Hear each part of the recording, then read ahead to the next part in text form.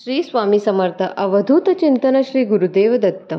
आज बऱ्याच दिवसांनी आपण एक व्हिडिओ घेऊन आलो आहे.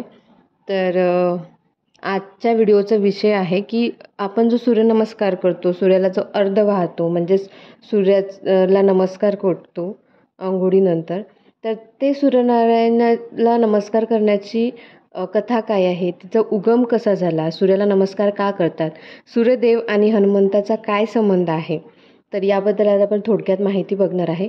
व्हिडिओ अगदी चांगला आहे, तर शेवटपर्यंत नक्की बघा आणि आवडल्यास नक्की लाईक करा, शेअर करा आणि सबस्क्राईब करा.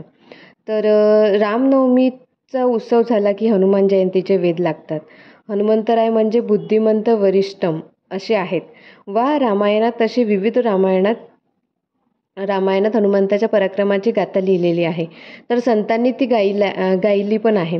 संत रामदास स्वामी व तुलसीदास यांनी तर गायलीच, पण ज्ञानोबा राय, तुकाराम महाराज, एकनाथ महाराजांनी पण अनेक ठिकाणी हनुमंताच्या भक्ती शक्तीचे गुणवर्णन केले आहे. आज अशीच लोकख्यात गायिका आहे की लोक माणसात विशेषतः जे कसरत करणारे आहेत किंवा ज्यांना व्यायामाची आवड आहे त्यांनी अवश्य ती वाचा, म्हणजे तुम्हाला नक्की कळेल. मारुतीराय जन्मल्या सूर्याकडे झेप घेतली हे आपल्याला माहिती आहे. ते लाल फळ पाहिजे म्हणून ही घटना आपणा सर्वांना माहीत आहे. इंद्राने वज्राचा प्रहार करत हनुमंतास बेशुद्ध केले हे पण माहितीच आहे. पुढे अंजनीपुत्र मारुतीराय वेदशास्त्र, संगीत, शस्त्रास्त्राचे शिक्षण घेण्यासाठी भगवान सूर्यनारायणाकडे गेले आणि सर्व शास्त्रात पारंगत झाले. पुढे गुरुदक्षिणेचा दिवस आला.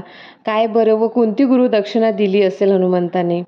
सूर्यनारायणास हनुमंताने जी गुरुदक्षिणा दिली ती जगात संजीवनी ठरली. ती दक्षिणा म्हणजे सूर्यनमस्कार.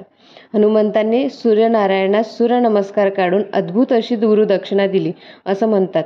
सूर्यनमस्काराचे उगमकर्ता हनुमंतच आहेत, म्हणून त्यांना बुद्धिर्बल यशोधैर्य निर्भयत्वरोगता अजाड्य वाक्पटुत्वच्च हनुमत्सरणा भवेत. जय श्रीराम. धन्यवाद.